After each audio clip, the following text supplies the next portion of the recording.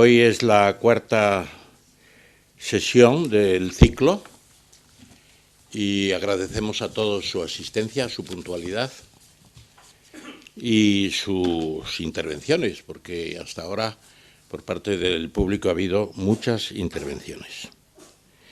Hoy tenemos un cambio de tercio. Hasta ahora ha habido mucha, prevalencia de cuestiones de política y de economía, algo de sociología también, y hoy pasamos a temas fundamentalmente de cultura y de filosofía, de pensamiento, y para eso tenemos un buen plantel. Hoy tenemos un buen plantel, hemos procurado que todos los planteles sean buenos, y hoy tenemos uno especialmente bueno. Yo no voy a ser el presentador hoy, solamente abro la sesión para presentar al presentador, que hay que hacerlo, claro. Es una cortesía y es una obligación también. Así que aquí tienen ustedes al presentador y moderador de la sesión hoy, que es el profesor Luis Palacios Bañuelos, que es catedrático de Historia Contemporánea en la Universidad Rey Juan Carlos. Ha dirigido allí ya muchos cursos, seminarios, congresos, jornadas. He tenido ocasión de participar en alguna de ellas. Este año pasado en una conmemorativa de la Constitución de Cádiz, por ejemplo, y es autor de un libro sobre China que se titula Conozca al gigante que despierta. Eso lo dijo Napoleón ya, pero también lo dice Palacios. China, Historia, Pensamiento, Arte y Cultura, y está editado por Almuzara, que es una editorial que dirige Manuel Pimentel, le conocerán ustedes, que fue ministro de Trabajo. Además, el profesor Palacios es director del Instituto de Humanidades de la Universidad Rey Juan Carlos, está precisamente preparando un libro sobre humanidades al que tengo el honor de contribuir, y tiene recientes, porque tiene muchas obras, artículos, etcétera, un libro sobre el franquismo ordinario, lo llama así, y es la vida cotidiana y los personajes, una serie de personajes que opinan sobre el franquismo, entre los cuales también tuve el honor de que me incluyera. Así que, Luis, muchas gracias por venir. Tú haces la presentación de la sesión, conoces ya a todos los participantes, que son el doctor Rodríguez Jiménez, don Carlos, que ya lo presentarán, nuestra estrella invitada de hoy, que es el profesor Chang Shiru, de Barcelona viene, del Instituto Confucio, y a continuación Alicia Tamames Prieto Castro, que es sinóloga, estudiosa de cuestiones chinas y de comercio exterior, etcétera, etcétera. Luis, tienes la palabra. Gracias, Ramón Tamames, por esta amabilísima presentación. Es uno de mis colaboradores habituales.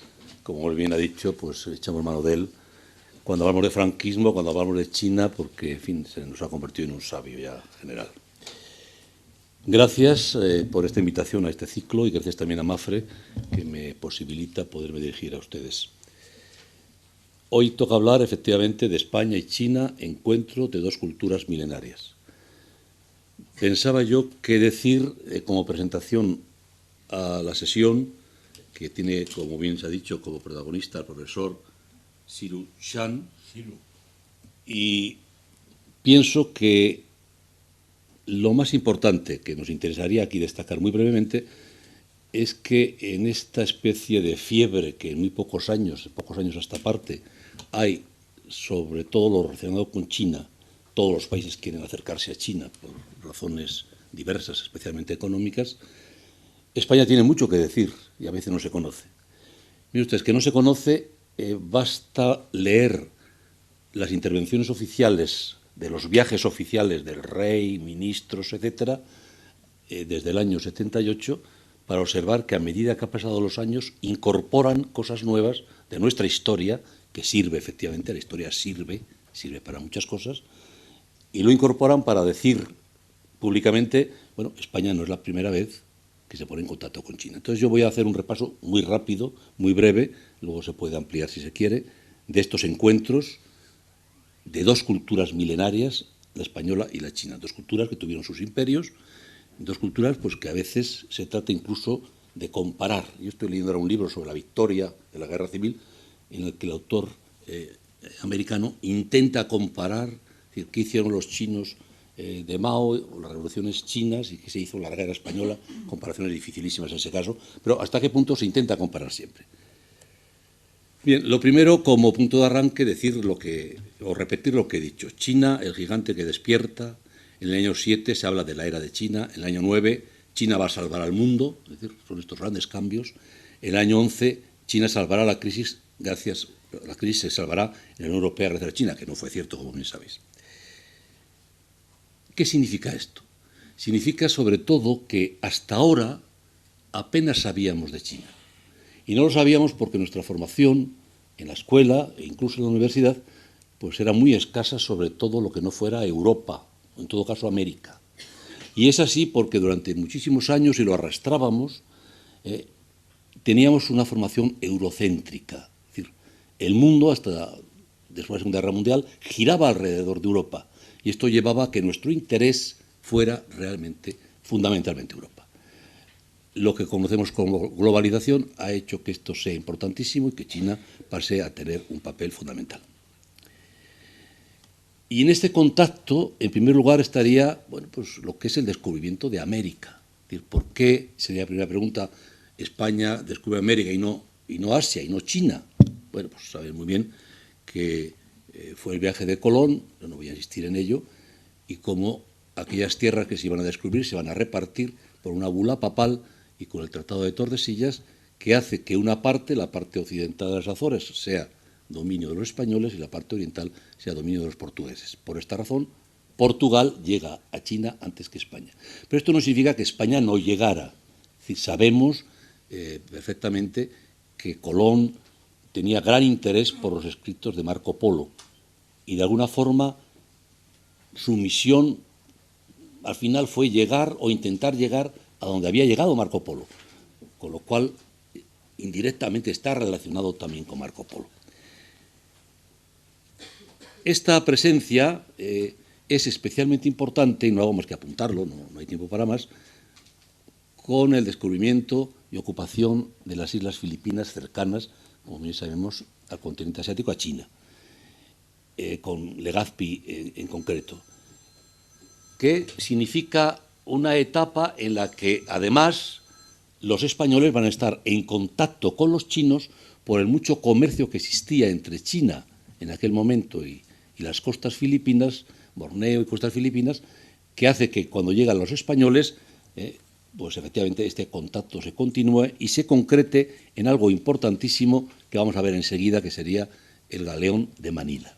Antes hay que decir que el papel de los misioneros fue especialmente relevante. Relevante en muchos sentidos, y no tenemos tiempo ahora pues, para detenernos, ¿no? En primer lugar, porque van a ser estudiosos de la cultura china, de la lengua china, y son los primeros que van a traer, no solo a España, a Europa, el conocimiento de aquel continente, de aquel territorio. Y esto es realmente importante. Son españoles. Es decir, este libro que tienen aquí es el primero que da a conocer efectivamente la existencia de una cultura china muy distinta de la occidental, y es de un jesuita español. Por lo tanto, creo que merece la pena reseñarse la labor esta importantísima, que, insisto, no podemos abundar en ella, pero que quede como idea. De todo ello, bueno, no es nada que no merezca reseñarse la presencia de Francisco Javier, que llega desde el Japón, va a ser el patriarca de las Indias según la Iglesia, llega desde el Japón en 1552, intenta entrar en China desde la isla de Sanxian. Era difícil entrar en China y allí muere, no llega a entrar, muere esperando, y allí en Goa sigue hoy sepultado, como bien sabéis. Sería el ejemplo máximo, pero estos misioneros son importantísimos, incluso en el cómo introducirse en un pueblo, la ventana de un pueblo que tiene un concepto de la religión tan peculiar. El profesor va a hablar después del confucianismo, del taoísmo, de todo ello, con amplitud, y creo que merecerá la pena escucharle.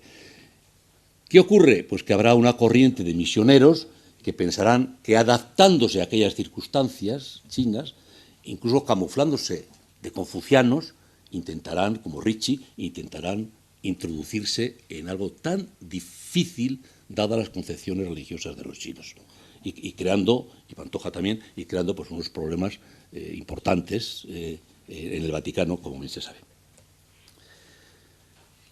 El galeón de Manila es la expresión posiblemente del primer comercio global en el Pacífico. Hoy hablamos del comercio global. Y no es sino el aprovechar estas circunstancias de contacto entre chinos y españoles en las zonas de Filipinas. ¿En qué consiste el galeón? Consiste sencillamente en que atravesando el Pacífico se lleva a cabo una o varias veces al año, depende de los años, esto ha funcionado durante 250 años, se lleva un intercambio comercial. Es importantísimo a la hora de entender lo que es la introducción de los productos chinos en España. Por ejemplo, y en Europa, por supuesto que sí, pero en España también. Pensemos que en Manila, a principios del siglo XVII, pues convivían unos 20.000 chinos con los españoles, puesto que Manila era española en aquel momento. Es decir, los chinos tenían allí una especie de grandes almacenes de los productos que iban a vender, igual que hoy los tienen en Fuenlabrada, bueno, o parecido, no va a ser igual, no, la comparación puede ser peligrosa hoy. Tenían unos grandes almacenes y eran los españoles, insisto, siglo XVII, en el que existía ya un contacto importante. Cuando hoy hablamos de mantones de Manila, pues era de Manila porque salían de Filipinas, pero eran chinos los mantones realmente. Igual que los abanicos, ahí hemos puesto un ejemplo muy rápido. Igual, a mí me ha sorprendido mucho, hoy cuando vamos a los bazares chinos nos encontramos con unas imágenes católicas, de santos católicos horrorosos en general, para qué lo vamos a negar estéticamente. Bueno, en la época también había. En la época también se vendían, y muchos de esos santos que encontramos por ahí, que creemos que han venido de América o no sé de dónde, son procedentes de este galeón chino. Por lo tanto, un dato realmente importante desde el punto de vista cultural y económico. Otro punto de referencia serían las monedas españolas que invaden el mercado chino. Es decir, los españoles pagan a los chinos con monedas españolas de plata, que superabundan durante toda esta época y que están vigentes en ocasiones en China hasta 1948. Estamos hablando de todos estos siglos. Y son muy frecuentes, por ejemplo, las monedas, sobre todo del siglo XIX, de todos los Borbones, Fernando VII, etcétera, y anteriores, del siglo XVIII, Carlos III, que se resellaban, que se volvían a poner unos signos, como ven ahí, las que aquí presentamos, para seguir siendo útiles. Era una moneda que en China se valoraba tanto como las de oro. No olvidemos que la edición de monedas españolas chinas fue de una pureza siempre absoluta. Es otro contacto importantísimo con España vía monedas que eran muy apreciadas por los chinos. Igual, y otro dato también de contacto, serían los culis de Cuba. Unos dicen culis, es culis realmente. Es decir, cuando Cuba comienza a evitar, a no aceptar la esclavitud, acude para resolver sus problemas nada menos que a los chinos. Y encontramos con generaciones de chinos, estamos ya en el siglo XIX, que trabajan en Cuba en los cultivos de azúcar, tabaco, etc. ¿Qué más datos podíamos apuntar? Muy rápidamente, un par de ellos. Bueno, en primer lugar, el interés de los españoles por China. Hay un librito que acaba de reeditarse, de Blasco Ibáñez, de su viaje por el mundo, una parte del cual era China, un libro bastante delicioso. Blas Infante fue conocido. Gracias. Luego tendríamos, toda la relación en la época de Franco y de la guerra. Dos datos nada más. Uno, hubo chinos en las brigadas internacionales, por ejemplo. Hay algún libro sobre la presencia de los chinos, no como brigadas independientes, sino introducidos en otras brigadas americanas, por ejemplo. Pero hubo chinos, algunos de los cuales se quedaron para vivir siempre en España. Y luego, durante toda la etapa del franquismo, dos datos importantes. Uno, Franco va a conectar muy pronto con la China nacionalista, con Taiwán, y va a tener una relación comercial fundamentalmente y cordial. Chiang Kai-shek visitó, el hijo de Chiang Kai-shek visitó a Franco, etcétera, fue condecorado, había una relación cordial. Pero, sin embargo, el dato más importante va a ser cuando, tras la visita de Nixon a China, en el mundo se establecen dos cosas importantes. Una, la aceptación de China en la ONU, y dos, y a partir de ahí, la puesta en marcha de relaciones diplomáticas con la China de Mao. Es entonces cuando Franco, con un enorme pragmatismo, pone en marcha estas relaciones en 1973. Importante, porque llama la atención, claro está. Yo he publicado un trabajo que he titulado Mao-Franco-1973. Es decir, ¿cómo puede encajar el anticomunismo exacerbado de Franco con el comunismo exacerbado de Mao? Bueno, pues esa es la política, la realpolitik de las relaciones internacionales, y entonces acá aquello ha continuado hasta nuestros días. En marzo se celebrará el 40 aniversario y el propio presidente de gobierno ha dicho ya, ha comunicado que viajará a Pekín para celebrar allí el 40 aniversario, los 40 años de estas relaciones internacionales. Es muy interesante la puesta en marcha de estas relaciones, fue una decisión absoluta de Franco con López Bravo, y realmente interesante. Simplemente recordar que el convenio se firma en París, en la Embajada de París, con Pedro Cortina Mauri y Wang Chen en las diferentes embajadas, española y china, y este es el texto efectivo, esto está cogido del Ministerio, los textos y tal como se publica en la prensa. Del resto, pues bueno, las visitas de los reyes, de Felipe González, con Deng Xiaoping, el contacto del presidente del gobierno español y el chino, y la visita al Parlamento. Simplemente decir, para terminar, bueno, la presencia enorme de chinos en España, que ha evolucionado hacia arriba, en este momento deben ser unos 170 y tantos mil. Perdón. Y bueno, y decir que como imágenes, pues tenemos el oso panda, que no es ninguna tontería, la Gran Muralla, el país oriental misterioso, y en España los toros, Real Madrid, Carmen.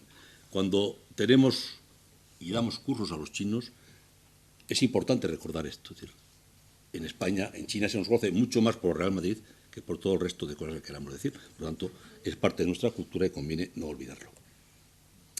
Y simplemente esto es una pequeña muestra de un trabajo de investigación que hicimos en el Instituto de Humanidades hace 3 años, que pretendía cómo sensibilizar a la población madrileña de que tenemos una población china importante y que no es posible entendernos, intentar que se integren, que convivan y colaboren con España si no se les conoce. Bueno, fue un intento, estamos en ello, y para ese intento publicamos aquel libro que acaba de decir el profesor Tamames, porque pensábamos que antes de nada hay que conocer. Conociendo se puede querer, queriendo se puede llegar a las mejores soluciones. Pues bien, esto sería un poco, bueno, y termino por Confucio, con Confucio y sus analectas, porque efectivamente nuestro ponente de hoy va a hablarnos con cierto detenimiento de Confucio. Y sin más, quiero presentar rápidamente al profesor Xian, diciendo bueno, que es catedrático, doctor en Filología Hispánica, que estudió aquí en la Universidad Autónoma de Madrid, es director, ya se ha dicho, del Instituto Confucio en Barcelona. Los institutos Confucio son pues como el Instituto Cervantes para el español, para entendernos, ¿no? Empezaron en Seúl, quiero recordar, en el 2004, 2006, y bueno, y ahora mismo hay muchísimos institutos en todo el mundo. Hizo su doctorado de Filología Hispánica entre el año 88 y 92, también aquí en la Autónoma. Es máster en la Universidad en Lenguas Extranjeras de Pekín. Tiene un apretado currículum muy rico en todo lo que respecta a viajes a universidades extranjeras, a Tokio, a México, etcétera, y en producciones de libros relacionados con interpretación español-chino. Ha escrito una antología de la literatura hispanoamericana, 101 cuentos clásicos de la dinastía Qin, temas o libros sobre el horóscopo chino, libros de traducciones diversas, pues por ejemplo las propias analectas de Confucio, los 300 poemas de la dinastía Tang, los suicidas de Guyana, e hizo su tesis doctoral sobre un tema de literatura hispanoamericana, Manuel Rojas y la novela contemporánea hispanoamericana. Yo le agradezco y le felicito que diga usted hispanoamericana, porque no es frecuente y es importante decir hispanoamericana, mejor que latinoamericana o iberoamericana. La terminología en este caso creo que es importante y no está mal que reivindiquemos nuestra historia siempre que podamos. Yo en este caso quiero aprovechar para hacerlo. Autor, presente en muchísimas conferencias que no voy aquí a insistir, y hoy nos va a hablar sobre todo, como digo, de esos rasgos diferenciales, en lo que le pidió el profesor Tamames, rasgos diferenciales de China, es decir, ¿qué caracteriza a los chinos? Esto es importantísimo. El Instituto de Humanidades puso en marcha hace 6 años un máster de estudios asiáticos que continuamos hoy en nuestro observatorio de estudios asiáticos que lidera el profesor De Basa, en el cual pretendíamos sobre todo explicar a la gente, mire usted, qué es lo que hay que saber básicamente para cuando uno va a China poder hacer negocios, poder entenderse bien, porque claro, no son igual que nosotros y hay que conocer cómo son y cómo funcionan. Es decir, hay que atender que cuando se da una visita, una tarjeta de visita no se puede dar como nosotros y no mirarla. Ellos tienen su liturgia, su solemnidad, y eso es importante conocerlo. Hay que saber que el confucianismo, bueno, qué es, cómo funciona y cómo hoy sigue funcionando. Bien, de todo ello, mejor que nadie, obviamente, nos va a dar una lección el profesor, al cual yo quiero agradecer su presencia aquí, profesor Chan, y también invitarle, pero cuando lo desee, en la Universidad de Juan Carlos, que muy gustosos estaremos atentos a sus explicaciones. El profesor Shiru Chan, en nombre de don Luis Palacios, tiene la palabra. Buenas tardes. Muchísimas gracias. Yo he venido a aprender y he aprendido muchísimo de la introducción del profesor Palacio. La verdad que hay fotos que me parecen fabulosas, algunas fotos, y también las menciones de muchas cosas. En fin, muy, muy interesante y muchísimas gracias. Muchas gracias a ustedes. Es un honor y placer estar con ustedes compartiendo unos minutos, ofrecer algunos criterios, algunas ideas mías. He preparado muchas fotos, quiero que vean muchas fotos, etc. Voy a empezar, voy a controlarme para no pasar los 40 minutos. Un segundo. Sí. Vale. Al hablar del encuentro de dos culturas milenarias, yo quería empezar mencionando una cosa muy, muy interesante, que es España, que es la potencia de España. Porque mucha gente en este momento está hablando de China, superpotencia, etcétera, etcétera. Y los chinos, la verdad que no conocemos tan bien España. Y sobre todo no se conoce tan bien la potencialidad de este gran país. Cuando vienen chinos aquí en España, yo les digo, España es una potencia mundial. Y la gente se sorprende, ¿sí? Pero en China oí hablar de que España hace unos años era la 8ª potencia mundial. Y ahora ha bajado un poquito el grado. No es la 8ª, es la 10ª.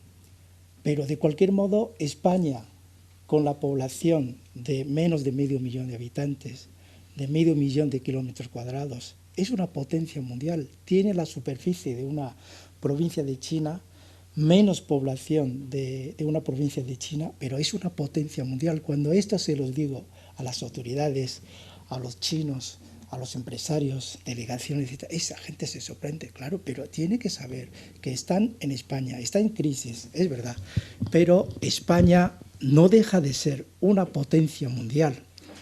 10ª potencia mundial, inversor mundial, segundo inversor en Hispanoamérica, segundo país receptor de turismo, segundo país en ingresos de turismo, principal productor y exportador de vino y aceite de oliva, potencia, energía renovable, desalación, bioetanol, potencia en la banca, en telefonía, en muchas cosas. Aquí tenemos unas cosas que ustedes conocen mucho mejor que yo. Entonces, el turismo. Y el turismo representa en este momento, si no me equivoco, más del 10% del PIB de China. Las marcas que tienen ustedes, el vino, los viñedos, el aceite, la cava, las marcas que tienen mundiales. Entonces, España, ¿qué tiene? Tiene muchísimo de verdad. Entonces, hablamos un poco de historia, esto lo conoce mucho mejor que yo, la pintura primitiva de Altamira. Entonces, todas las arquitecturas romanas, la arquitectura árabes que tienen ustedes en su territorio, el profesor Palacio ya habló de Colón, no voy a repetir. Lo que ofrece España al mundo es muchísimo, no solo son los tópicos del toro y el flamenco, sino mucho más. Tenemos la arquitectura, las bellezas arquitectónicas que tiene la Plaza Mayor. Yo estoy en ese momento en Barcelona, entonces todos los días paso por frente a este edificio monumental. La verdad que cada vez que paso ahí disfruto muchísimo. También otras casas de Gaudí, los acueductos, el Santiago, las construcciones de árabe. Hace poco tiempo estuve en Mérida. La verdad que sorprendido. No pensé encontrar tantos monumentos romanos, no pensé, la verdad que disfruté. Yo creo que entonces ahí dije, esto parece Roma, o más que Roma. La verdad que disfruté una barbaridad en Mérida. Pues para qué mencionar, porque ya es de conocimiento común, Cervantes y Don Quijote. La verdad que ya también está traducido al chino, muchas veces traducido. Uno de los mejores traductores de Quijote es un profesor que tenemos en la Facultad de Español, de Lenguas Extranjeras de Pekín. Es un profesor que tiene más de 70 años, 75 años, se llama profesor Dong, es un ídolo nuestro, porque traduce muchísimo, es una bellísima persona. Hay varias versiones, probablemente la versión más lograda es la de profesor Dong Yen-sen. Pues España tiene también muchísimo arte, muchísimo. Tienen los cantantes de primera línea del mundo, actores del cine, etcétera, también, y por qué no, la gastronomía. Muy bien, entonces España yo creo que es mucho más que el fútbol, aunque en ese momento el fútbol de España es muy, muy, muy conocido en China. La gente sabe de los jugadores del Real Madrid, del Barça, todos los jugadores, todos los partidos los ven, todos los jugadores lo saben, son muy, muy famosos. Incluso durante un tiempo, Antonio Samarán, el difunto presidente del Comité Internacional Olímpico, era incluso, disculpen esta expresión, más famoso que el mismo rey de España, porque todos los chinos conocíamos a Antonio Samarán. Y le estamos muy agradecidos porque gracias a él y también gracias a otros factores, China pudo organizar los Juegos Olímpicos en el 2008, y Samarán era muy, muy conocido y sigue siendo muy conocido. Claro, España es cada vez mejor conocido, no solo por los toros, sino también por todo esto que las fotos que hemos visto juntos. España es más conocida y es más conocida en su sitio. Claro, yo creo que España merece un mejor conocimiento, un conocimiento más correcto. En China, pues tienen ustedes realmente un gran país. Yo soy un gran admirador de España. Yo llevo en este viaje 2 años, estoy en Barcelona, pero antes había hecho estudios en Madrid. Estuve viviendo en Madrid 5 años, más de 5 años. Luego volví a China. Entonces en estos años estoy viajando un poquito, todos los años un poquito, y desde hace 2 años estoy en Barcelona, en la Fundación Instituto Confucio de Barcelona, que es como lo que ha dicho el profesor Palacio, es como un poco Cervantes de España. En Pekín y en Shanghái tenemos Cervantes, que están haciendo muchas cosas. Aquí en Madrid tenemos un Instituto Confucio, Barcelona otro, tenemos uno en León, que es bastante nuevo, tenemos uno en Granada y hay uno en Las Palmas. En total en España hay 5 Confucios. Se llama Instituto Confucio. El mío, Instituto Confucio de Barcelona, es una fundación porque hacemos, este instituto tiene varios socios. Tiene la UAB, Universidad Autónoma de Barcelona, UB, Universidad de Barcelona y Casa Asia. Siempre con una universidad china. En este caso es la universidad de donde vengo yo. Es de Lenguas Extranjeras de Pekín. Ahora se llama Universidad de Estudios Extranjeros. Es una universidad en que en lenguas, la verdad que es el número 1 en China, porque ahí se enseña 50 idiomas. Se llama Estudios Extranjeros en este momento porque para subir un poco de categoría, que ya no es un instituto de lengua, sino también estudios extranjeros. Yo vengo de ahí, de esta universidad, llevo muchos años enseñando español. Muy bien, y yo creo que España también tiene mucho que aportar al mundo, de hecho lo está haciendo, es la forma de vivir, la forma de vivir. Yo la verdad que estoy sorprendido de la actitud de vida que tienen ustedes, la mayoría de los españoles. España, la verdad, todos los días por la televisión sabemos que está en crisis económica, etcétera. Pero veo que en la calle la gente toma café, habla entre amigos, entre familia, y vaya ambiente, es algo admirable. Y también muchas cosas. Bien, aquí termino una pequeña reflexión sobre España, porque estamos hablando del encuentro de dos grandes culturas, de dos grandes potencias, porque yo quería ubicar a España en su debido sitio. Y ahora quería pasar a hablar un poco de las aportaciones de China a la humanidad. Aquí, a partir de ahora, les enseño también muchas fotos. Bueno, luego en cualquier punto podemos detenernos, podemos profundizar un poquito. Aquí, esto es muy interesante, son las primeras escrituras de China. Son escrituras, si ven ustedes, no están escritas con pincel, sino que son grabaciones hechas en un hueso. Y en este caso es el escaparazón de tortuga, porque antes del papel se utilizaba huesos, pieles, se utilizaba también plantas, barro, etcétera, para escribir. Después se inventó el papel. Aquí tengo un dibujo de cómo preparaban el papel. Estos son probablemente los primeros papeles de China, de hace 2000 años. Y también China ha aportado a la humanidad la pólvora. La pólvora, ¿de dónde vino? Porque los chinos de entonces, había muchos alquimistas que querían sacar la píldora de la longevidad, o convertir cualquier sustancia de la naturaleza en oro. En este esfuerzo de combinar muchas cosas, de repente, ¡boom!, entonces se produjo una explosión. Pero ahí se produjo un gran invento, que es el invento chino de la pólvora. Hace muchos años, esto hace más de 1000 años. Inventaron la pólvora y desde el siglo IX la pólvora fue aplicada en las guerras, provocando un cambio radical en las armas de combate. Vemos que aquí hay un militar que está encendiendo un cohete. El cohete tiene pólvora, le mete mecha y venga, entonces esto se va al campo de enemigo.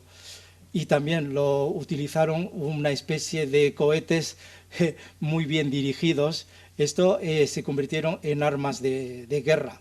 Y también la pirotécnica en este momento. Sé que en Valencia y en muchos, cuando hay grandes celebraciones, siempre hay algo de pirotecnia. Aparte de eso, la brújula, todo esto es de conocimiento común, pero las primeras brújulas del mundo no eran las brújulas que tenemos ahora, eran muy distintas. Ven ustedes como una cuchara que tiene el mango imantado, entonces siempre dirige al norte. Después de la brújula fue aplicada en los carros, siempre hay una figura que siempre indica la dirección del norte o del sur. También la imprenta. Antes de las imprentas en China, pues se utilizaban algunas tablas de madera para hacer grabaciones, la xilografía, y luego sobre esta tabla se ponía tinta y se ponía el papel para sacar las impresiones. Estos son los primeros tipos móviles de la imprenta china. Esto es el resultado de las imprentas. Muy bien, si ustedes ven, por ejemplo, y esto todavía se puede ver en el mercado de antigüedades, con unos tablones con miles y miles de tipos móviles. Bien, y estos inventos chinos, los 4 grandes inventos chinos junto con otras cosas, si solo se quedaron en China no tenía ningún sentido, pero estos inventos chinos se difundieron por el mundo. ¿Y cómo? Es a través de la ruta de la seda.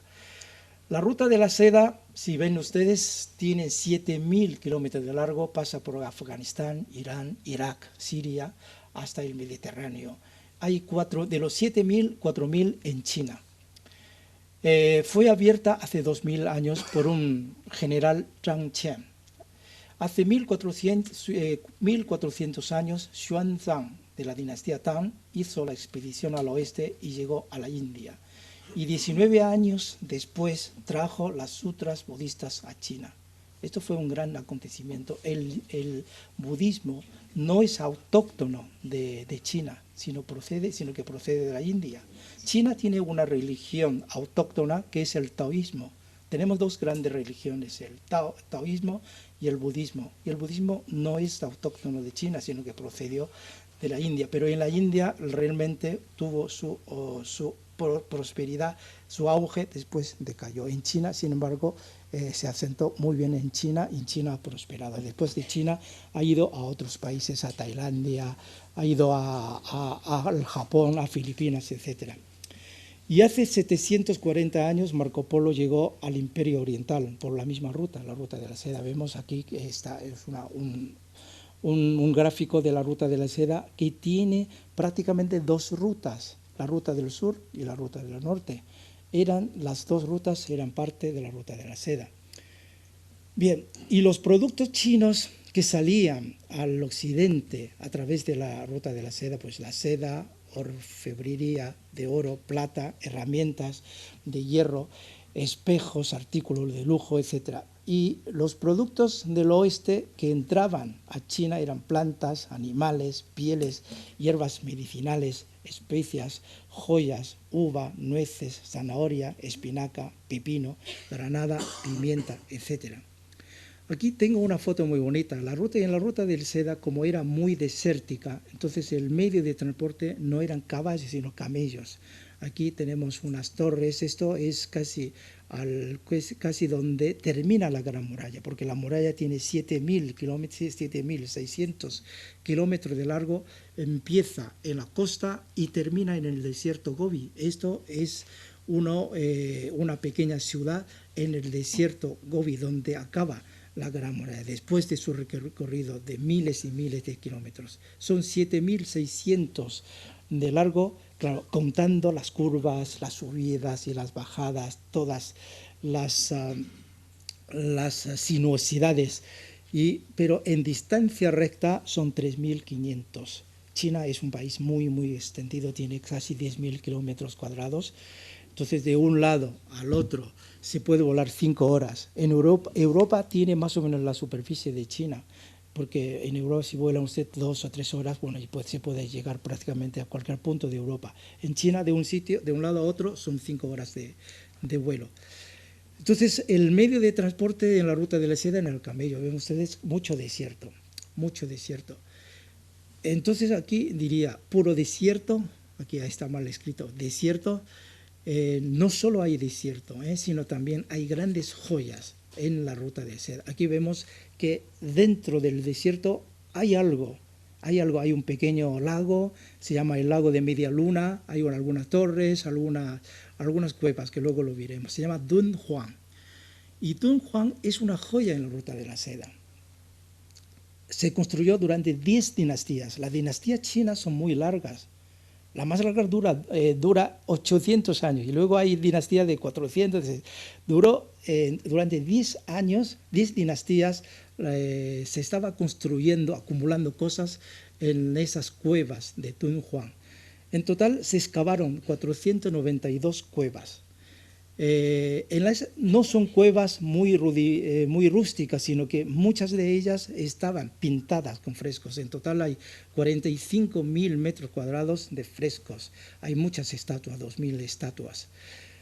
Aquí tenemos una foto muy bonita de una parte de un fresco. ¿Ven ustedes? Las cuevas estaban pintadas. Entonces aquí tenemos una pequeña producción. Otras 2 reproducciones, fotos de las cuevas. Bien,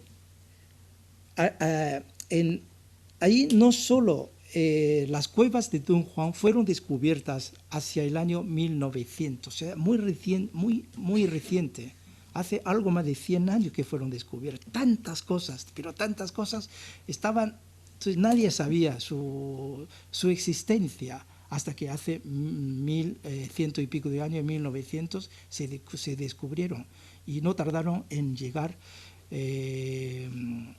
extranjeros allí. Empezaron a sacar cosas de Dunhuang. Vemos aquí hay un francés, un sinólogo francés. Aquí él pudo entrar en una de las cuevas. Ven ustedes la cantidad de las cosas que hay en las cuevas. Bien, la verdad que sacaron muchas cosas de ahí, fueron descubiertas en 1900. Ahí hay 50.000 libros budistas, hay muchas pinturas, bordados, objetos religiosos, escritura, etc. A través de un famoso monje Wang, entonces muchas cosas vinieron al occidente. En una u en otra forma, algunas vendidas, otras compradas, otra vez, en fin, le quitaron, etc. Muchas cosas salieron de allí. Había dos personas que son famosas, uno es un húngaro, que sacaron 24 baúles de manuscritos, son 5 cajas de bordados y pintura en 1908. El sinólogo francés se llevó 6.000 manuscritos.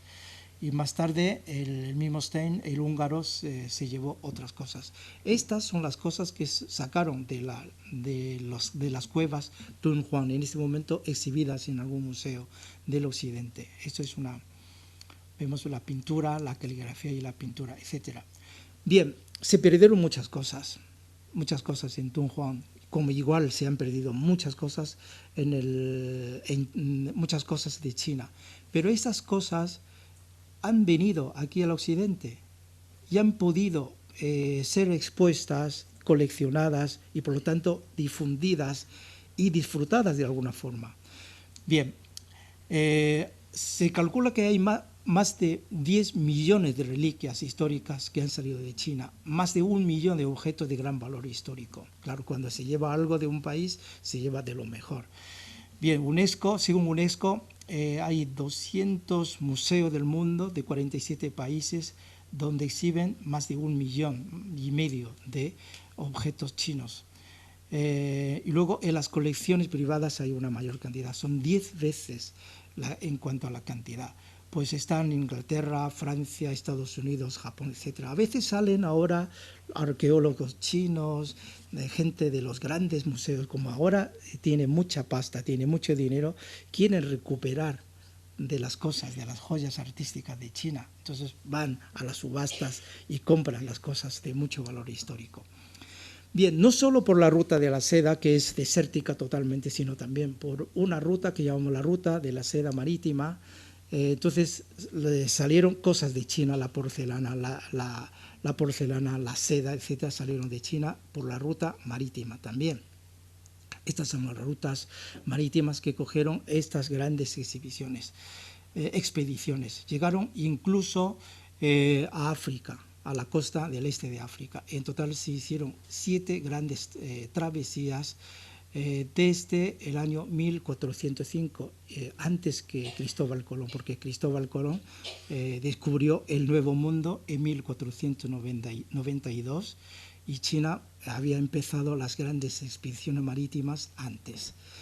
Bien, Colón llevó 3 barcos solo en su primera expedición, pero en una de las expediciones por la ruta marítima salieron en total 240 barcos, o sea que fueron expediciones masivas de muchísimos barcos, con más de 27.000 tripulantes. Bien, y hay un famoso chino que dirigió estas expediciones y él mismo falleció en el 7º viaje cuando regresaba a China. Muy bien, aparte de esto, de los 4 grandes inventos chinos, de las cosas que salieron por la ruta de la seda, por la ruta marítima de China, ¿qué ha aportado al mundo? Ha aportado, además de esto, grandes pensadores, grandes filósofos como Confucio, Lao Tse, Monse, Zhuangzi, Lis, etcétera, etcétera. Hay muchos. Entonces, y estos grandes pensadores, filósofos, han moderado un poco los rasgos generales del comportamiento colectivo, de la idiosincrasia de los chinos. Por ejemplo, podemos hablar de un tópico, de un prototipo de un chino, digamos, culto, que se caracteriza mucho por la moderación, la concordancia, la armonía, la discreción, la modestia, la serenidad, el concepto dialéctico, el idealismo, el silencio, la reacción tardía o ausencia de reacción, el eufemismo y la represión del individualismo, etc. Pues hablamos un poquito de Confucio, las analectas de Confucio. Confucio, desde luego, es la primera figura de China. Entonces todo el mundo conoce Confucio, pero Confucio escribió en su vida muy poco, trabajó toda la vida, pero escribió muy poquito. Solo nos dejó un pequeño libro de menos de 100 páginas que se llama Analecta de Confucio. Analecta de Confucio. Y además ese libro no lo escribió él, no lo escribió Confucio, lo escribieron los alumnos de Confucio. Confucio tuvo muchos discípulos. En su mejor momento tuvo más de 3.000 alumnos, y de los 3.000 hay 72 que eran los grandes discípulos como los santos de Jesús. Ellos son los que recopilaron el libro. Dije, Confucio, el maestro, en su momento dijo esto. Al referirse a ese tema, el maestro dijo lo otro. Los alumnos son los que compusieron el libro, los Analectas de Confucio. Y él mismo no escribió nada. Pero ¿qué hizo Confucio en su vida si no escribe nada? Si es un gran pedagogo, si es un gran filósofo, que no escribe nada, qué raro. Y él estuvo corrigiendo los libros históricos de China. Tenemos los libros históricos de China gracias a Confucio, porque él los revisó. Porque en su momento todos los libros no eran impresos, eran copiados a mano. Entonces, y en el proceso de copiar, de la reproducción, se cometían muchos errores. Confucio es el encargado de corregir todos estos libros. Claro, no eran libros en papel, porque hace 2.500 años no había papel. Los libros estaban escritos en tablas de bambú. Los tenían que traer grandes rollos de libros. Los libros estaban enrollados. Era un rollo de tabla de bambú, ensartados con un hilo. De tanto leer, de tanto trabajar, los libros se deshacían, porque las cuerdas se gastaban y algunos libros se deshacían. Bien. La ética confucianista es esencial para el comportamiento y relaciones con los demás. Esto se traduce en deferencia a la autoridad y a los mayores, conciencia de rango, modestia, moderación en los hábitos, evitar la confrontación directa. Estas son grandes enseñanzas de Confucio que todavía son estas enseñanzas que todavía son válidas. ¿Por qué son válidas? Porque las llevamos en la sangre de los chinos. La verdad que todo lo que hacemos, todo lo que se dice en China, se hace en China, es en buena parte cosas de Confucio, son herencias de Confucio. Y Confucio, en resumen, nos educó a los chinos a tener benevolencia, justicia, cortesía, inteligencia, honestidad, fidelidad, amor filial, cordialidad, bondad, urbanidad, austeridad y condescendencia. Esto es lo que en la parte de la izquierda son los caracteres chinos. Esto es lo que dijo Confucio, y a la parte derecha son las traducciones de lo que nos dijo. El confucianismo también ayuda a explicar la burocracia en China, muy jerarquizada. La verdad que China es un país muy jerarquizado y con unos privilegios muy bien definidos. Las decisiones siempre vienen de arriba abajo, hacia abajo. La lealtad personal es muy apreciada y el compañerismo es muy expandido. Porque esto viene de Confucio también. Confucio dijo, Jun Jun Chen Chen Fu Fu Zi Zi. Confucio dijo esto, Jun Jun Chen Chen Fu Fu Zi Zi. Traducido al español sale esto. El soberano, soberano. ¿Pero qué quiere decir? Soberano, soberano. Quiere decir, porque Confucio escribió en una forma tan escueta, Entonces, quiere decir, el soberano tiene que portarse como soberano, como tal. Y después el Señor, el Padre, el Hijo. Esto lo dijo Confucio. La verdad que por eso hay tanto respeto a las autoridades, tanto respeto a los padres. Muy bien, después de Confucio hay otra persona importantísima para la idiosincrasia de los chinos, es Lao Tse. Curiosamente, las dos personas eran contemporáneas, siglo V antes de Jesucristo, Confucio y Lao Tse. Incluso se conocieron personalmente. El taoísmo, allí voy a ir un poco más rápido, el taoísmo se basa en el Tao, un concepto metafísico que supone el origen y la ley absoluta que rige el mundo, contradiciendo la creencia teocrática predominante de la época que sostenía que el monarca era hijo del cielo y tenía, por ende, poderes atribuidos por las divinidades. Aparentemente, el taoísmo confería prioridad a la metafísica del Tao, porque el taoísmo viene del Tao, y Tao, traducido al español, significa vía, camino, vía. La verdad que cualquier traducción es mala, por eso se prefiere traducirlo fonéticamente, el Tao. El Tao es en realidad se preocupaba más que nada por la esencia de la vida y la excelencia política, promoviendo la naturalidad, espontaneidad, tranquilidad, evasión, inactividad, sutileza y debilidad, cualidades consideradas como manifestaciones genuinas del Tao. Leo esto y acabo, luego lo paso más rápido. El taoísmo afirma que la mejor forma de gobernar es no hacer nada. Es hacer nada, no hacer nada. Esta es la mejor forma de gobernar, no hacer nada. Si usted es un director de una empresa, si entonces se trabaja demasiado, se preocupa demasiado, no está gobernando bien. Es el mejor director, mejor gobernador, el mejor presidente es el presidente que no hace nada, porque todo se canaliza por su propia vía. Y el mejor gobernante es el que se abstenga de intervenir para que las cosas se arreglen y se autorregulen siguiendo su curso natural. Con eso combate con energía las infamias universales de los que ostentaban el poder en defensa de los derechos humanos en su curso de desarrollo. Quiero decir que el taoísmo es una solución de la antítesis,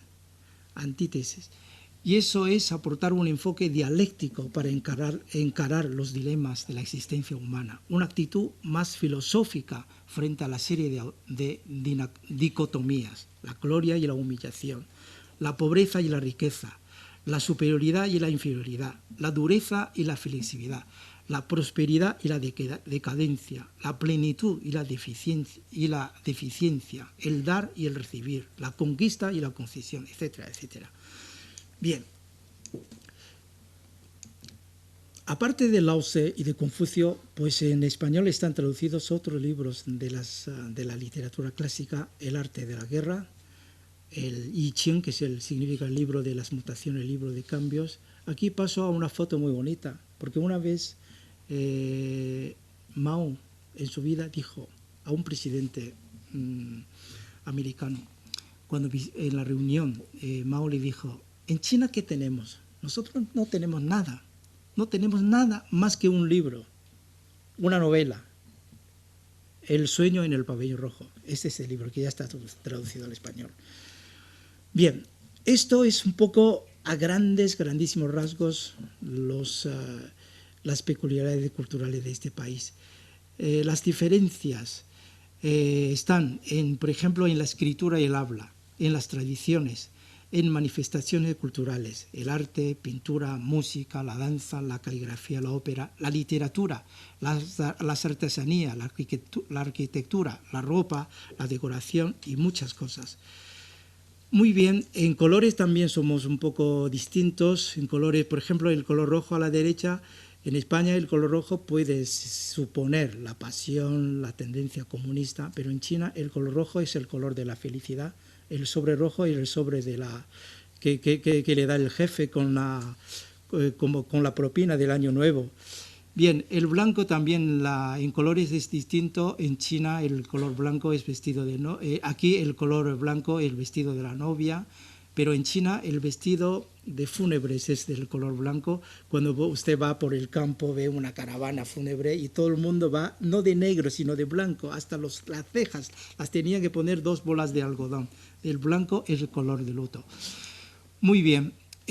También yo ya he dicho, aquí no voy a repetir, el eufemismo, la moderación, es una de las características de la cultura china. Aquí pasamos rápidamente algunas fotos, ven ustedes las farmacias, aquí los cajones llevan las hierbas medicinales, aquí son 2 figuras de cera, el doctor y la paciente. También la acupuntura, tenemos más de 300 puntos en el cuerpo acupunturales. Estos son las antiguas agujas de la acupuntura. Aquí les quiero llamar a la atención, y esta es una raíz, el ginseng, que para los chinos es algo muy nutritivo, y le viene muy bien a la gente que después de una enfermedad, a la persona de convalecencia y también a la gente mayor. Y esto nadie sabrá qué es, hay que mirar en el centro, hay un pequeño brote de algo que al final es esto. Y esto es altamente nutritivo, es tónico, se llama el gusano del invierno y la hierba de primavera. Es algo muy, muy nutritivo. Y esto solo los hay en la meseta de 5.000 metros sobre el nivel del mar, en Tíbet.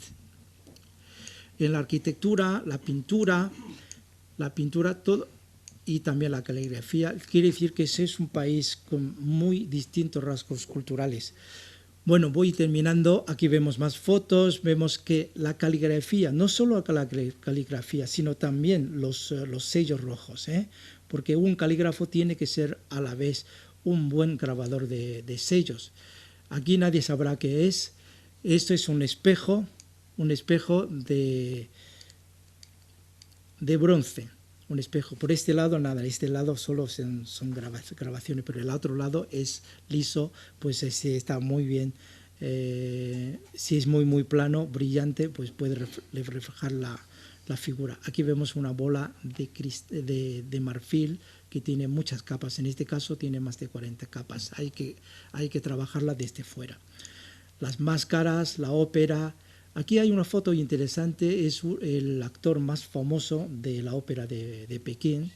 En la foto aparece él con Charlie Chaplin en los años 30. Más fotos, el papel recortado. Bien, diferencias culturales, vemos en los muebles, son distintos, esos muebles de la dinastía Ming. También la acrobacia, las fiestas populares. Aquí son las ferias del Año Nuevo chino, pues la comida también es muy distinta. En China se cuida mucho la comida, desde la presidencia hasta el pueblo. Aquí vemos al difunto primer ministro Zhou Enlai ofreciendo comida a Nixon en el año 1970, cuando Nixon visitó China en el año 1970. Había venido a China 5 veces su ayudante, Kissinger. Kissinger es un gran amigo de China, ahí se le conoce muy bien. Y Kissinger iba a China discretamente, sin que nadie supiese, hizo 5 viajes para preparar el viaje de Nixon. Y en los 5 viajes engordó 5 kilos. Sí. Y en una de las reuniones, Mao le dijo, en la reunión con Nixon le dijo, había preparado un discurso, como había leído libros enteros sobre China y se preparó muy bien el discurso, pero Mao no le dejó hablar. Mao dice, hoy ni tú ni yo debemos hablar, vamos a dejar que hable Kissinger. Kissinger dijo, no puedo hablar si están ustedes los presidentes. No, hoy tienes que hablar tú. Es que Mao dirige un poco la conversación. Entonces, y luego el Nixon le dijo, ay, correcto, él es el profesor de Harvard. Mao dice, hoy hablamos de filosofía. Dice que él es profesor de filosofía. Y Kissinger le dijo, yo soy profesor de filosofía, efectivamente. Yo enseño a mis alumnos a leer los libros de Mao. Entonces, luego Kissinger dijo esto, Ma dijo, bueno, hoy vamos a dejar que hable solo él, ni tú ni yo debemos hablar. Entonces, pero luego Nixon dijo, Kissinger es una persona inteligentísima, es un señor que ha venido a China 5 veces sin que nadie lo supiese, salvo algunas mujeres bonitas de París. Se pusieron en carcajadas, etc. Esto luego nos hemos enterado porque se han quitado el secreto de muchos documentos. Aquí este es el gran salón de banquetes del Hotel de Pekín. Yo quiero enseñarle esta foto porque aquí Mafre Vida hizo un gran acto, un acto de 1.200 personas. 1.200 personas, hace muchos años. Yo estuve organizando un poco ese tema con el Mafre Vida de entonces. Fue una convención hecho en Pekín. Aquí hizo un banquete. Es el gran salón de banquetes, vemos el interior del banquete, lo que comemos, lo que ofrecemos muchas veces los chinos, a pesar del proteccionismo animal. Eso es el restaurante del emperador. Vemos que algunas escenas de la corte para la comida. Esta foto es repetida con la foto del profesor Palacio, es la emperatriz Cixi. Bien, cuando come el emperador comía con cientos de platos, pero los chinos, las preocupaciones esenciales para un chino es la leña, el arroz, el aceite, la sal, la salsa de soja, vinagre y el té.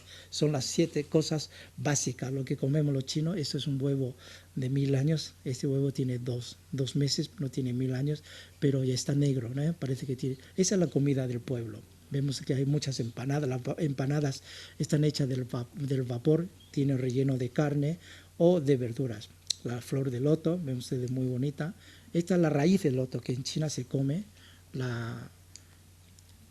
Se corta, tiene una contextura como de patata. Estas son las especias, la pimienta salvaje, el anís de estrella, jengibre, es el bambú, muchos vegetales. Esto es algo típico de Pekín, es la caldera mongola, es cordero pasado por agua con ingredientes. Eso es un poco la vida nocturna, un poco las tapas de Pekín. Vemos luego algunas fotos de un restaurante bueno de pato laqueado. Ven ustedes, se están horneando el pato, hecho el pato ya, lo están cortando, se está cortando en detalle. Luego esto es lo que se sirve, el pato envuelto en un crepe.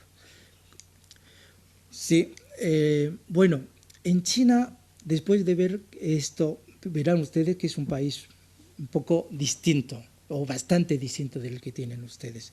En China, ¿qué hay que cuidarse mucho? ¿Qué hay que cuidarse? Hay que cuidarse mucho las relaciones, o los famosos guanxi. La amistad es muy, muy importante para hacer el negocio, para hacer cualquier cosa. Es siempre preferible tener cierta amistad con los chinos. Y la cortesía es muy, muy importante. No hay que portarse en una forma un poco tosca, hay que tratar de ser cortés. Las diferencias culturales. Los chinos generalmente somos muy hospitalarios y amables con los extranjeros. Para los que han estado en China ya lo saben. Admiramos los niveles de desarrollo tecnológico y de bienestar que han alcanzado ciertos países occidentales. Si usted muestra conocimiento de las costumbres del país, verá que nos sentimos muy complacidos. Sensibilidad a los títulos. En China, pues los títulos son muy importantes. La gente se dirige a los jefes siempre con mucha reverencia. Es un país muy jerarquizado. El protocolo es importante. A veces cuando entra el primero es el importante. El eufemismo también es importante. Cuando le dicen algo hay que sacar más o menos el auténtico sentido de lo que dice. Por ejemplo, cuando se dice el problema sin duda se resolverá. Y eso quiere decir que seguro, ya lo tiene. Pero no lo dice en una forma tajante. Se utilizan unas expresiones eufemísticas. Los regalos en China se regalan cosas muy prácticas. Aquí se regalan más corbatas, bolis, aquí se regalan cosas muy, muy prácticas. Pues claves para superar las diferencias culturales. Yo creo que hay que conocer el país. hay que conocer el China. De hecho, está siendo cada vez mejor conocido. Ustedes tienen un gran conocimiento de China, pues nunca está de más conocer un poco más de este país. Aquí, ya termino, aquí les pongo una pequeña anécdota para decir por qué hay que conocer el país. Tuve una experiencia en el País Vasco cuando el gobernador de la provincia de Cantón visitó el País Vasco, tuvo una reunión con el Lehendakari del País Vasco. Entonces, el País Vasco tiene 4 provincias. Entonces, el que viene de China es gobernador de una provincia. Entonces la gente no le da importancia, gobernador de una provincia, País Vasco, tenemos varias provincias, venga, ya está. Entonces cuando llegamos, la secretaria sale y dice, ustedes son la delegación de la provincia de Cantón, muy bien, venga. Ustedes esperen 5 minutos, ahora saldrá el Lehendakari. Cuando salga él, ustedes tienen que hacerse fila, entonces él sale, les saluda. Entonces los chinos ahí esperando, venga, cuando sale él se saluda, se sienta en la silla presidencial y los delegación al lado. Empiezan las presentaciones, etc.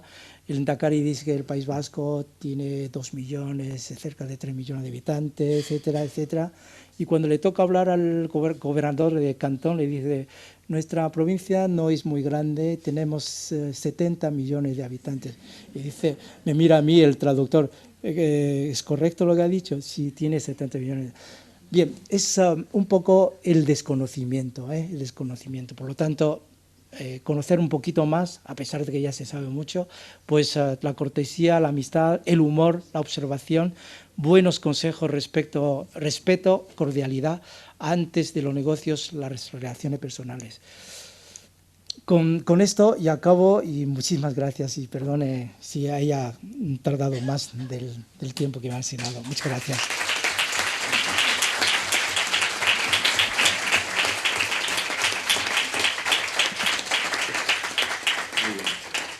Muchas gracias, profesor. A continuación va a hablar doña Alicia Tamames. Es diplomada comercial del Estado. Ha sido agregada comercial de la Embajada de Pekín, Embajada Española de Pekín, y es una buena conocedora de toda la cultura china. Tiene la palabra. Hola, buenas tardes. Tajiawanshanhao. Aunque no hay muchos chinos en el auditorio, pero bueno, no quiero dejar de saludar en chino. Efectivamente, estoy vinculada a China profesionalmente y también a nivel personal por mi afición por el estudio del chino y de la cultura. Me ha gustado especialmente la referencia que ha hecho el profesor Xiru a las cuevas budistas de Don Juan, que tuve oportunidad de visitar hace 20 años en un viaje en tren por el desierto del Gobi que duró 4 días.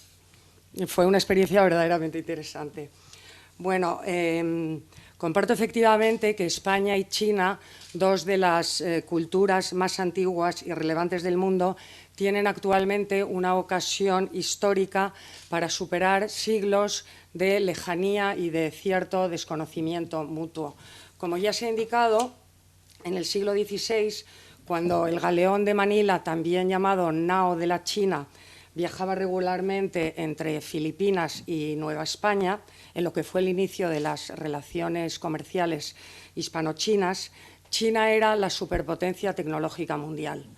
Pero en aquel momento, en torno al año 1500, Europa inició la conquista, Europa inició la conquista de Asia y lo hizo con la brújula, la pólvora y la imprenta, todas ellas innovaciones chinas, como nos ha explicado el profesor Xiru.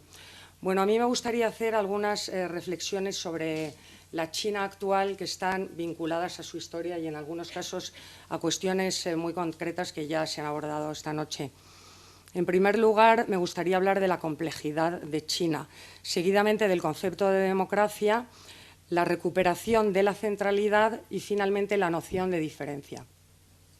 China es un país muy complejo y sumamente heterogéneo. Se podría ver como la Europa de Extremo Oriente, una Europa sin diferentes naciones, pero con varios idiomas y un sistema de escritura único. La población de China es equivalente a la de la Unión Europea de los 27, los 400 millones de la Unión Europea, más los 1.000 millones de todo el continente africano. Aunque es el país más poblado del mundo y también de Asia, no se puede considerar una nación más de Asia, ya que en la historia milenaria de China, Asia no existe. Asia es una construcción europea. Fue el geógrafo griego Heródoto el primero que en el siglo V a.C. habló de Asia para referirse a todo lo que estaba al este de Grecia. Étnicamente, China tampoco es un país homogéneo, es un país multiétnico. Cuenta con 56 minorías y una inmensa mayoría Han, que representa el 90% de la población. Pero ni siquiera los Han son homogéneos, ya que existen grandes diferencias entre los Han del norte y los Han del sur. Se podría decir que coexisten diversos subsistemas culturales en China, por ejemplo, Pekín versus Shanghái. El entorno geopolítico es asimismo muy complejo, ya que China tiene 22.000 kilómetros de fronteras con 14 países, algunos de ellos muy complicados, con los que el gobierno de Pekín mantiene una actitud de no confrontación. Uno de los valores confucianos a los que ha hecho referencia el profesor Xiru, una actitud de no confrontación, de no injerencia, con el objetivo no tanto de buscar alianzas, sino más bien de no crearse enemigos. El idioma es un factor adicional de complejidad en China, ya que existen 6 o 7 subsistemas lingüísticos. Durante la dinastía Tang, que fue la edad de oro en China, prevaleció el fujianés o Mindanhua, que actualmente se habla todavía en el sur de la provincia de Fujian y en Taiwán. Y no fue hasta el año 1920 cuando el mandarín se declaró idioma oficial. Quiero señalar que hoy en día tan solo un 50% de los chinos utilizan el mandarín estándar, el Putonghua, en su vida cotidiana. Uno de los rasgos más significativos de la identidad china es su sistema de escritura, que comprende 60.000 caracteres. Se puede decir que la escritura es la esencia de la cultura china. De hecho, los 2 caracteres que forman la palabra cultura, wenhua, significan literalmente transformación de la escritura. La segunda consideración que quiero hacer es acerca del concepto de democracia en China. Hoy en día las nuevas élites económicas consideran que la estabilidad política y la prosperidad económica peligrarían si se desataran elementos desestabilizadores. La nueva burguesía china no ha mostrado un interés real por la democracia de corte occidental. Esto es algo que contradice las teorías convencionales de la modernización, según las cuales todo desarrollo económico implica un cambio en el sistema político. Sin embargo, esto no ha ocurrido en China, donde el partido barra Estado ha sabido captar, atraer con éxito a la nueva burguesía china. Por otra parte, la democracia no ha sido en los últimos siglos un tema al que hayan tenido especial preocupación los filósofos o los intelectuales chinos, y China nunca ha disfrutado de una democracia en el sentido griego del término. La experiencia democrática en China, de democracia quiero decir, tanto a nivel de implantación como de debate intelectual, es por tanto muy limitada. Cuando los chinos hablan de reformas democráticas, no están hablando de multipartidismo, elecciones libres o alternancia en el poder. Están hablando más bien de profundizar en el respeto a las leyes, de la responsabilidad de los gobernantes ante los ciudadanos, o bien de tomar medidas para frenar los abusos, las arbitrariedades, la corrupción. Voy a dar un dato curioso. Según una encuesta del Asian Barometer, realizada en 2010, un 86% de los chinos considera su sistema político como bastante o muy democrático, frente a tan solo un 16% que lo consideran bastante o muy dictatorial. Por otra parte, hay que tener presente que la democratización tiene parte de sus raíces en el humanismo tradicional chino. Para China, el proceso de democratización no tiene por qué suponer un distanciamiento de la historia. De hecho, la modernización reciente no ha supuesto una ruptura con los elementos tradicionales. Hoy en día no podemos esperar que China adopte un sistema democrático de tipo europeo. La transición democrática en China se hará de forma muy gradual y tendrá unas características propias. Se alcanzará probablemente una democratización con características chinas. Aquí quiero hacer una breve referencia al Partido Comunista Chino y en concreto a su sistema de organización que tiene ciertas semejanzas, ciertos paralelismos con el sistema de burocracia imperial de los mandarines. Por un lado, en ambos sistemas las tareas de gobierno corresponden a profesionales, ya sean los mandarines o los cuadros del Partido Comunista.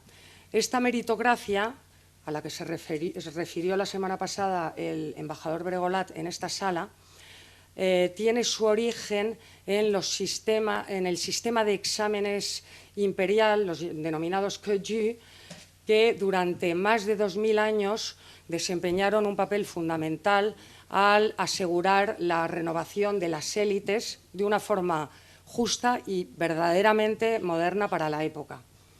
En segundo lugar, ambos sistemas se caracterizan por una organización fuertemente centralizada, lo que se considera imprescindible para preservar la unidad en un país tan vasto y tan poblado como China. Y finalmente, los dos sistemas están muy jerarquizados. El modelo político chino no debe considerarse de forma aislada. Debe de situarse en un contexto geográfico más amplio, el de Extremo Oriente, que se caracteriza por una marcada tendencia a regímenes políticos de corte autoritario. Esto no es una coincidencia. El sustrato cultural común de varios de los países de la zona es el confucianismo y sobre todo en los países y territorios de población china, como Hong Kong, Taiwán o Singapur. Singapur es una referencia importante para los gobernantes chinos. Según algunos analistas, es el modelo que muchos de estos gobernantes ven como idóneo, consideran idóneo para la China del futuro. Un modelo basado en una combinación de prosperidad económica y de cierto autoritarismo político. En tercer lugar, me voy a referir a la recuperación de la centralidad y reinterpretación intelectual de las tradiciones. Desde una perspectiva china, la recuperación de la centralidad supone una vuelta a la normalidad, tras un paréntesis de 5 siglos de dominación de Occidente, durante el cual China, además, perdió el tren de la revolución industrial. En esta reemergencia podemos observar cómo numerosas peculiaridades chinas están íntimamente vinculadas a su historia milenaria, a su cultura, en definitiva, a su identidad. Se está produciendo un proceso de reinterpretación de las tradiciones chinas por parte de los intelectuales. China está reinventando su modernidad. Ahora bien, lo está haciendo sin occidentalizarse y teniendo siempre presente el objetivo del gobierno actual y de la última década, digamos, que no es otro que la construcción de una sociedad armoniosa. En efecto, el neoconfucianismo del siglo XXI no es de protestas revolucionarias, sino de orden ritual, de moderación, de armonía. El mundo profundo chino no tiene deseos de revoluciones inspiradas en referencias extranjeras.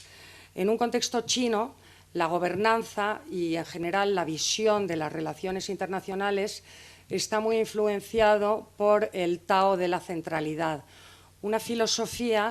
El Tao de la centralidad es una filosofía que tiene como objetivo equilibrar opuestos y mediar entre fuerzas confrontadas. Por ello, El Tao de la centralidad no supone una victoria de Oriente sobre Occidente, sino la existencia de fuerzas que se enriquecen mutuamente. Durante siglos, Occidente se ha aferrado a una visión dual del mundo, en el sentido de o son como nosotros o están como nosotros, contra nosotros, mientras que la tradicional sabiduría china ha sabido rechazar esta mentalidad dualista del mundo. En un mundo globalizado como el actual, el Tao de la centralidad supone una fuente de poder muy, muy eficaz. Hoy en día China se presenta ante el mundo como el país del centro, Zhongguo. El sinocentrismo es sinónimo de un alto grado de centralidad. Ahora bien, el concepto de centralidad contrasta con la búsqueda de liderazgo propia de Estados Unidos. Efectivamente, mientras Washington persigue de forma explícita el liderazgo, la centralidad, el concepto de centralidad explica las acciones de Pekín. El gobierno chino tiene una perspectiva de 360 grados y sus relaciones exteriores son multidireccionales. Esto significa que China no pretende tener una relación especial con Occidente ni con ningún otro actor de la escena internacional, sino evolucionar conjuntamente con una pluralidad de fuerzas. Por todo ello, China se sitúa en el polo opuesto al paradigma del G2, en el cual Pekín entraría en una relación bipolar exclusiva con Estados Unidos, cuando China lo que busca es la multipolaridad. Eso es lo que explica que el país asiático pueda tener relaciones simultáneamente con países como Corea del Norte, Estados Unidos o Corea del Sur. Finalmente me voy a referir al excepcionalismo chino, a la noción de diferencia. El excepcionalismo chino, excepcionalismo cultural, se podría definir como la pertenencia a una historia milenaria, a una cultura cuya permanencia es tan estable que no va a cambiar y no se va a convertir nunca en otra cultura. El excepcionalismo chino es el mito de la China eterna. China es diferente. Ahora bien, hay que ser cautos ante esta idea, igual que ante los mitos chinos. Existe una dificultad muy generalizada para ser objetivo, para ser racional con China. A lo largo de la historia se han sucedido periodos de odio, de xenofobia, frente a periodos de auténtica fiebre por China, lo que se denomina sinofilia. El siglo XVIII, por ejemplo, fue el siglo de China, con la chinoiserie, ese arte europeo cargado de influencias estéticas chinas. Sin embargo, en el siglo XVIII, con una China dividida y bajo dominio de las potencias extranjeras, se extendió la idea de peligro amarillo, aunque esta expresión se utilizó por primera vez para referirse a Japón, a raíz de la invasión japonesa de China. Posteriormente, la idea de peligro amarillo se plasmó en el personaje literario de Fu Manchu, que era un chino malvado que odiaba a la civilización occidental y quería dominar el mundo. El siglo XXI ha sido definido como algunos analistas como el siglo de China. El país asiático se ha convertido en el dorado del siglo XXI. Así como la americanización fue uno de los rasgos distintivos del siglo XX, el siglo XXI se presenta como un siglo en el que la identidad china va a ir ganando peso. Efectivamente, la apertura de China implica una cierta chinización del mundo. Este es un proceso, un fenómeno que debemos de integrar y explicar, en lugar de adorar o rechazar a priori. La resistencia o tenacidad de la cultura china es algo que no se puede separar del factor demográfico. El hecho de que China sea el país más poblado del mundo es muy significativo. El mundo chino no está constituido solo por la República Popular China, incluyendo los territorios de Hong Kong, las regiones administrativas especiales de Hong Kong y Macao, además de Taiwán y Singapur. La esfera china, o sinosfera, como se denomina a veces, incluye además la diáspora china, esos entre 50 y 100 millones de chinos, porque no se puede calcular bien, que están dispersos por todo el mundo, especialmente a lo largo del sudeste asiático, y que mantienen unas referencias y unos códigos de cultura china que les permiten acceder a un entramado de redes de todo tipo, cuyo epicentro está en China continental. A modo de conclusión, decir que la reemergencia china pretende ser pacífica. Ahora bien, no consiste tan solo en la aparición de un actor más en la escena internacional, sino en la reafirmación de una civilización que se ha formado a espaldas de Occidente y que cuenta con unas referencias y unos códigos específicos que han existido durante milenios y que han sido únicos. Esto es importante. A medida que el Renacimiento chino transforma el siglo XXI, comprender la realidad china se ha convertido en una necesidad práctica.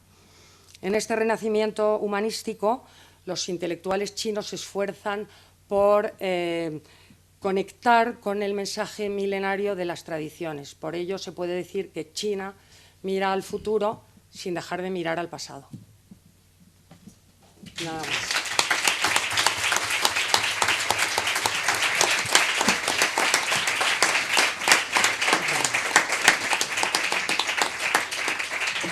Muchas gracias, Alicia. Y a continuación vamos a dar la palabra al doctor Carlos Rodríguez Jiménez. Se define como humanista y cosmólogo. Es discípulo de Marañón y aquí viene para hablarnos como experto en medicina tradicional china. Perdón. Muchas gracias. Obviamente, después de oír lo que hemos oído aquí, me dan ganas de romper los papeles y decir la clase ha terminado. Pero no queda más remedio que mi compromiso con ustedes, mi compromiso con el profesor Palacios, con Alicia, con el profesor, ¿cuál es el nombre completo? El director. Shiru. El profesor Shiru.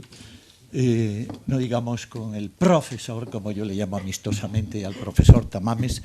Es un agradecimiento el que yo pueda estar aquí y dirigirme a todos ustedes. No cabe la menor duda que voy a expresar muy brevemente. Se han dicho muchas cosas que tenía aquí en mis apuntes y entonces voy a tratar de ser lo más breve posible. ¿Cuántos minutos tengo, profesor? Muchas gracias. Bueno, ya me conocen que yo cuando me pongo a hablar puede ser que termine hablando del invento de la rueda, cosa que seguramente sucedió en China, aunque también lo discuten los sumerios.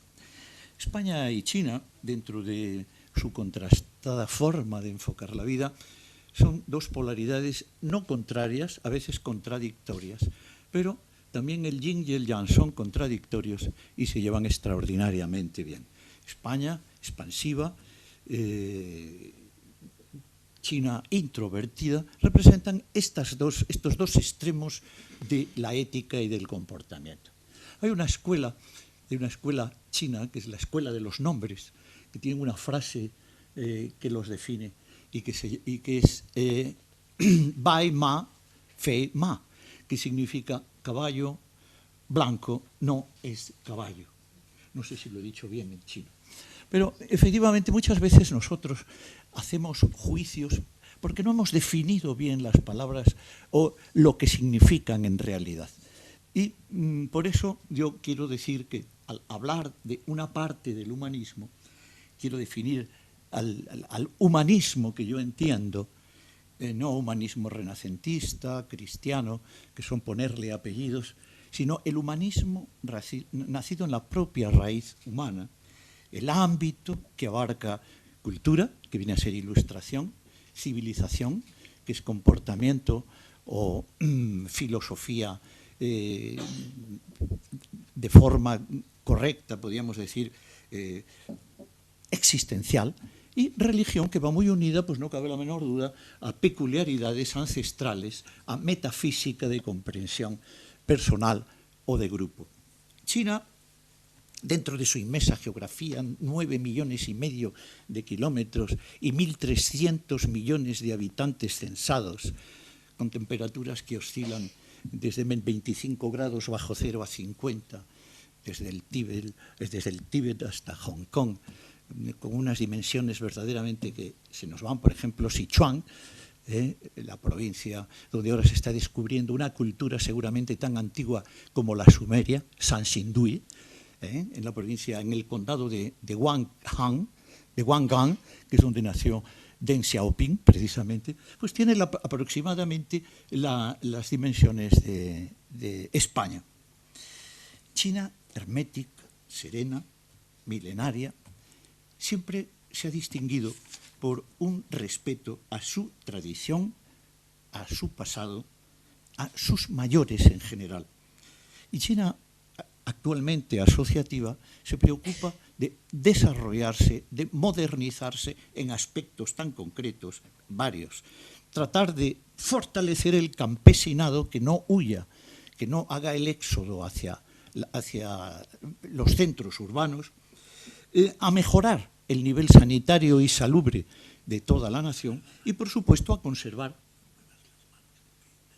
bueno, perdón, estas aspas que tengo, y, por supuesto, a consolidar la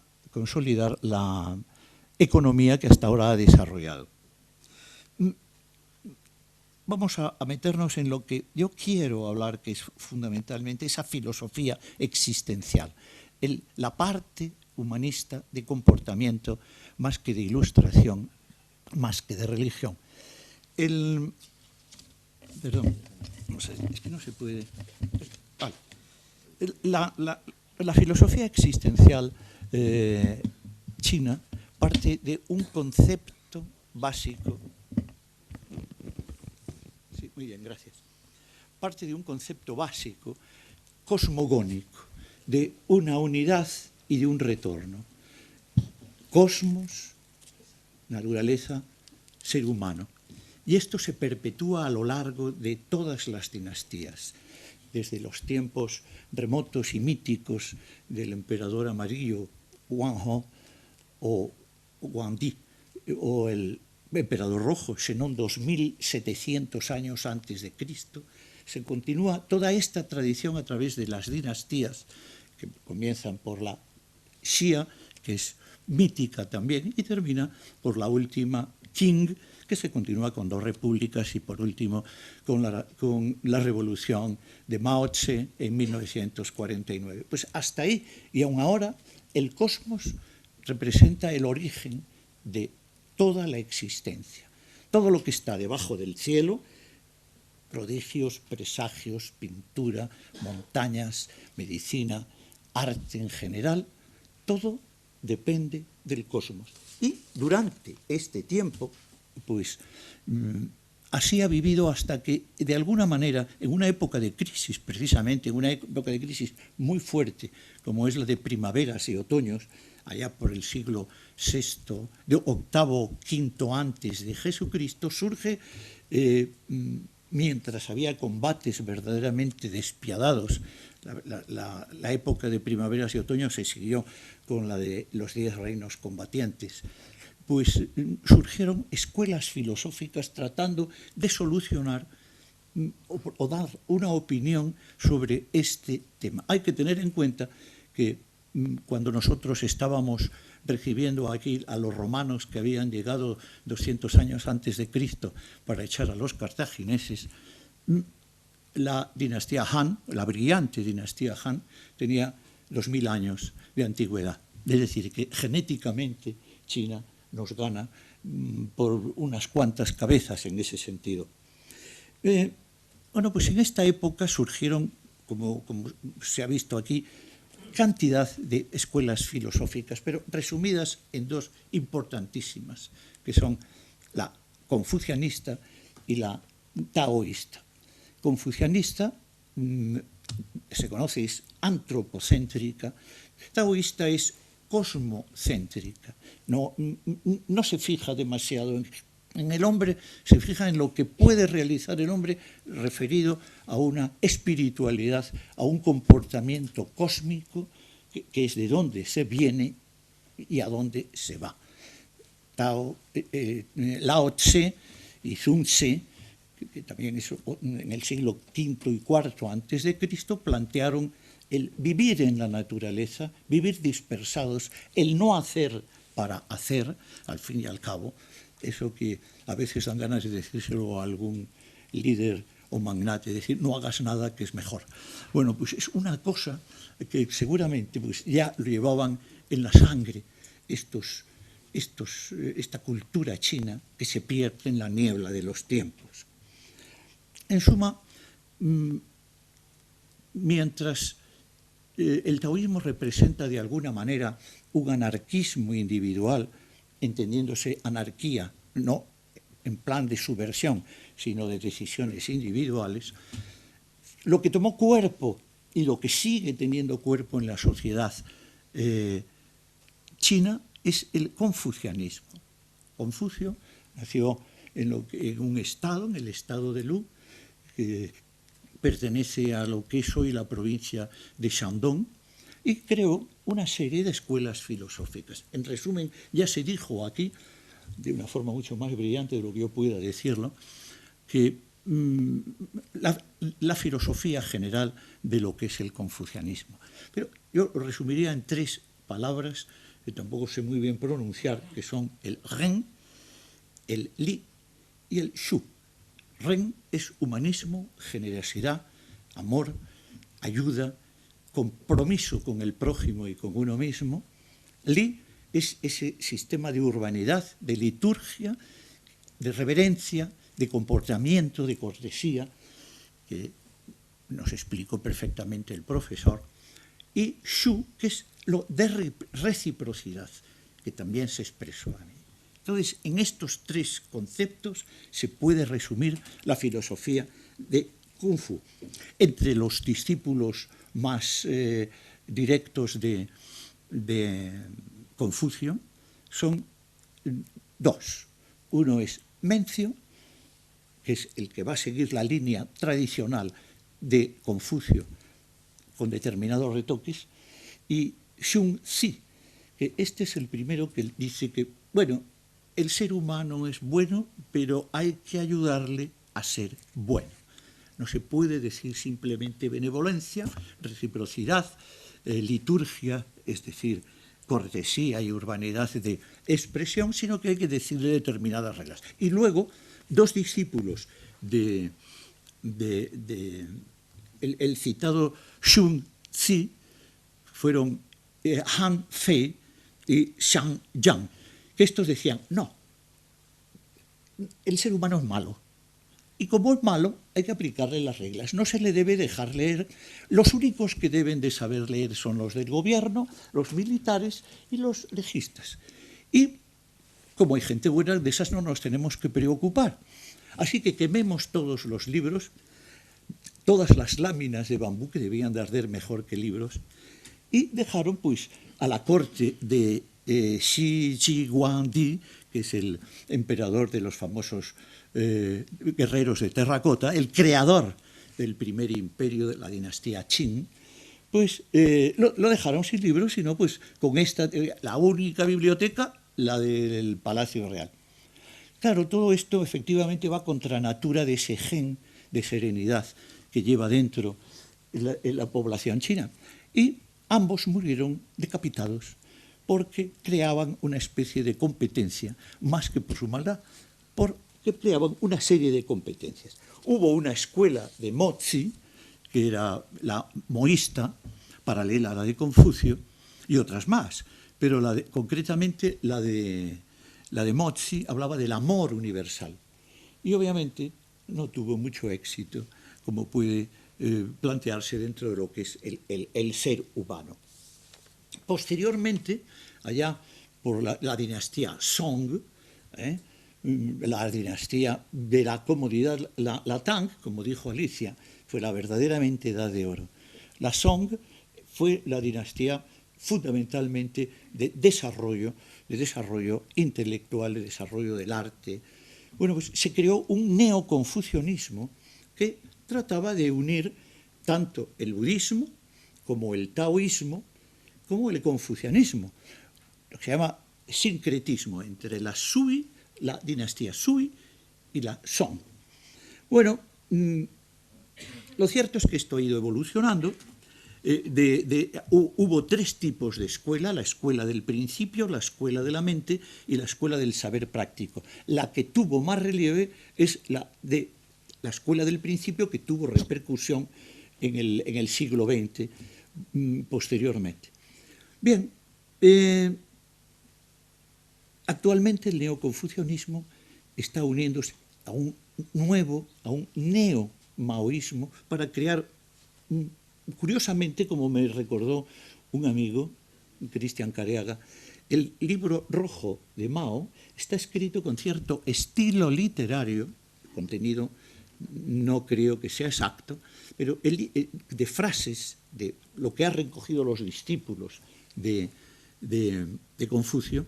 El libro rojo de Mao viene dirigido en ese sentido. La evolución, yo soy solo médico y tengo que tener muchos datos para hacer un diagnóstico y una terapia apropiada, pero da la impresión que se va a hacer un socialismo, se va hacia un socialismo liberal, humanista, fuera de pragmatismos y materialismos conceptuales que se desarrollaron tal vez porque tenían que desarrollarse en una etapa revolucionaria que cortaba con un pasado déspota y absolutista de las dinastías.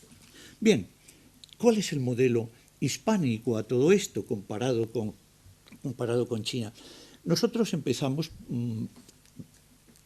España sobre una estructura, un armazón celtíbera buena. Cuando empezó su humanismo romano fue alrededor de 200 años antes de Cristo, cuando los romanos vinieron a ajustar cuentas con los cartagineses y luego se quedaron aquí.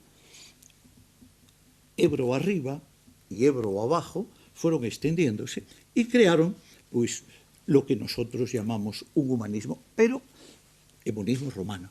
Pero llegó el año 400 después de Cristo, con Constantino el Grande. ¿Y qué pasó? Pues que el humanismo romano se transformó en humanismo romano-cristiano o cristiano-romano. Y esta impronta en Europa, en España, por consiguiente, fue lo mismo que el confucianismo respecto a Asia, respecto a China. No cabe la menor duda, a pesar de lo que pasó a continuación, nuestra impronta cristiano-romana es indeleble, como indeleble es la cosmogonía dentro del criterio chino. ¿Qué pasó a continuación? Nosotros tuvimos aquí una ocasión extraordinaria para hacer un humanismo cristiano, hebreo, árabe, pero estábamos tratando de defendernos o expulsar una invasión, como fue la árabe en el año 711, exactamente cuando se introdujeron en España. Bien, entonces, pues, ni Maimónides, ni Averroes, ni Avicena, ni siquiera Isidoro de Sevilla llegaron a producir el fenómeno esperado bajo el manto del escolástico Tomás de Aquino, de crear una cultura independiente de lo que en este momento bañaba a toda Europa. Hubo posteriormente intentos filosóficos, dando un salto grande, de dar una alternativa a este cinturón cristiano-romano de seguridad que invadía toda Europa. Bien, no sucedió así. Ni siquiera la Ilustración francesa, antes el Renacimiento italiano, dieron un brillo muy particular, fueron un grito de libertad hacia una situación verdaderamente incómoda, pero no quitaron la impronta de ese humanismo humano, de ese humanismo romano-cristiano. Bien, ¿qué sucede en la Europa actual? Que a base de esa impronta bastante rígida de lo que es un humanismo cristiano, quitándole ya la parte romana, romano-cristiano, cristiano-romano, salieron oposiciones para luchar contra esta teoría, porque teoría llevada a la práctica, muy rígida y muy encastrada en lo que de siempre se había dicho, interpretado por diferentes líderes que fueron cambiando el mensaje de aquel Jesús de Nazaret, que era diferente a lo que, debido a políticos, de diversas circunstancias, fueron utilizando. Resumiendo, en este momento España atraviesa un relativismo por un lado y un humanismo cristiano tradicional por otro. Un relativismo, una entropía libertaria que quiere quitarse de encima muchos atavismos, pero que no lo ha conseguido todavía, no lo ha conseguido ni Europa siquiera. Entonces, ¿qué es el futuro de esta situación? Lo dijo una vez hace tiempo y sigue vigente don José Ortega y Gasset. Hablaba de que no sabemos lo que nos pasa, y eso es precisamente lo que nos pasa. Bien, después esto lo vino a corroborar posteriormente Bauman, diciendo en el Premio Príncipe de Asturias de Humanidades en el año 2010, decía que la única certeza que tenemos, refiriéndose a Europa, no solo a España, es la certeza de la incertidumbre. Y dentro de este criterio, pues hablaba de que había un objeto de atracción y una serie de pobres modernos de poco poder adquisitivo que no podían llegar a adquirir esos objetivos sirénicos que planteaban pues unas minorías. Concretando, al final, pues, ¿qué es lo que estamos sufriendo? Estamos sufriendo verdaderamente una incertidumbre, una crisis, una falta de identificación que China tiene hace ya muchos años y que yo creo que lograremos. ¿Qué tratamiento le podemos dar a eso? Bueno, pues hace tiempo que el premio Nobel de Física, Erwin Schrödinger, decía que donde tenemos que buscar es en el interior. Así que me están amenazando con que tengo que terminar. Entonces pues terminaré con lo que últimamente quería decir, y que es qué es lo que tenemos que hacer.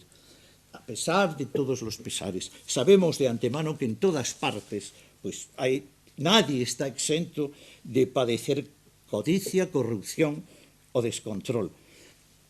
Bueno, tenemos que poner alguna medida, algún tratamiento a eso. El tratamiento viene a ser dicho por el presidente Wen Jiabao hace poco, el 12 de marzo de este año, en un lema verdaderamente actual y universal y que es de aplicar: promover moralidad, integridad, dedicación y armonía. Termino con una sutil parábola del maestro Kun, de Confucio, respecto a esto que en latín se diría primum vivere deinde philosophari. El maestro Kun decía: me preguntas por qué compro arroz y flores. Compro arroz porque tengo que vivir, compro flores porque tengo que tener una razón para vivir. Muchas gracias.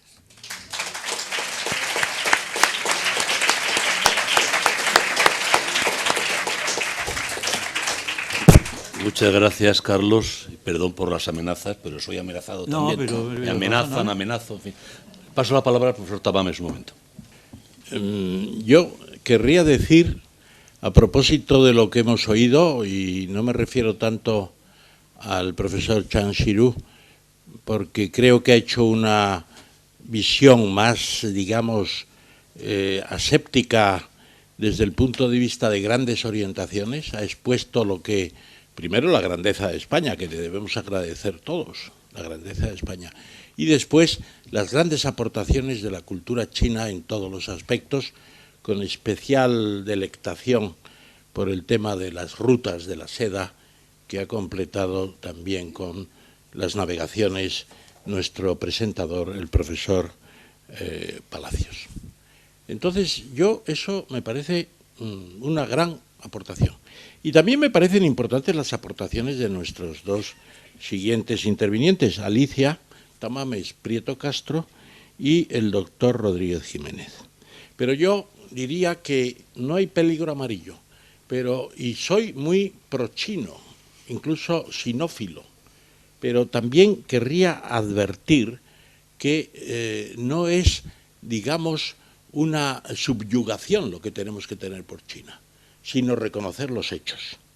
Cuando dice Alicia que hay una cultura que se va a desarrollar sin occidentalizarse, o cuando dice el doctor que se está entrando en un socialismo liberal humanista, pues son elogios extraordinarios. Y yo diría que hay que tomar los elogios con cierta precaución. Decía Carlos Marx, de indudable interés en sus citas sobre muchas cosas, que la forma de vida determina la conciencia. China se está occidentalizando, se ha occidentalizado en términos de producción industrial, de comercio internacional, de redes sociales, de tecnologías varias, etcétera, etcétera. Y eso determina pues que hay un progreso indudable del desarrollo científico, del armamentismo, de los presupuestos llamados de defensa que están creciendo muy rápidamente. El primer portaaviones se dio a la mar hace pocos días, y además las relaciones con esas 14 naciones que rodean a China pueden estar bajo la doctrina oficial de la armonía, pero el mar de la China meridional es un problema de un conflicto que ni Estados Unidos se atreve a decir cómo hay que resolver con todo su liderazgo. O sea que, y luego es posible, se ha dicho también que no son partidarios del G2, bueno, algunos podrían decir son más partidarios del G1. Y cuando decía Bregolat, no es lo trascendente que China adelante a Estados Unidos en el 2017 o en el 2020. Lo trascendente será cuando el año 2025 sea un 50% mayor y el año 2050 2 veces Estados Unidos. Entonces tenemos un problema muy serio y no se puede resolver simplemente con filosofías del pasado y pensando que China es confucianista, taoísta, budista y sincrética. Tenemos un problema muy serio. Y yo creo que Kissinger, en su libro On China, ya aludido más que citado, pues se plantea el tema de la Comunidad del Pacífico como un objetivo fundamental. China está occidentalizada, como está Japón. Japón empezó antes con la revolución Meiji y China empezó con la revolución Deng Xiaoping. Y por lo tanto, las cosas hay que mirarlas no enamorados, sino admirativos y críticos. No quería decir más. Ya bueno.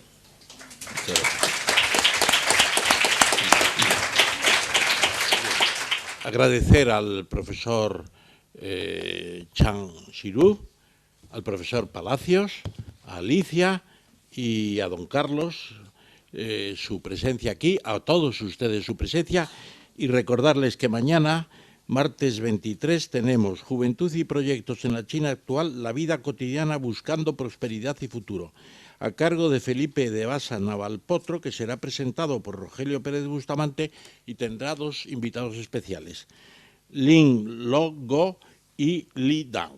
Y mañana a las 7:30, todos aquí como una sola persona. Muchas gracias.